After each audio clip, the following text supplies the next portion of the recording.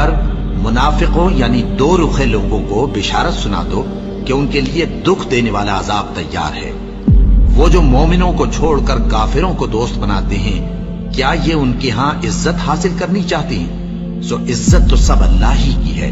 और अल्लाह ने तुम मोमिनों पर अपनी किताब में ये हुक्म नाजिल फरमाया है कि जब तुम कहीं सुनो कि अल्लाह की आयतों से इनकार हो रहा है और उनकी हंसी उड़ाई जा रही है, तो जब तक वो लोग और बातें न करने लगे उनके पास मत बैठो, वरना तुम भी उन्हीं जैसे शुमार होगे। कुछ शक नहीं कि अल्लाह मुनाफिकों और काफिरों सबको दोज़ख में इकट्ठा करने वाला है, जो तुमको देखते रहते हैं। फिर अगर अल्लाह की तरफ से तुमको फतह मिले तो कहते हैं क्या हम तुम्हारे साथ न थे, और अगर काफिरों को फतह नसीब हो तो उनसे कहते हैं कि क्या हम तुम पर गालिब नहीं थे और तुमको मुसलमानों के हाथ से बचाया नहीं। अब अल्लाह तुम सब में क़यामत के दिन फैसला कर देगा और अल्लाह काफिरों को मोमिनों पर हरगिज गलबा नहीं देगा।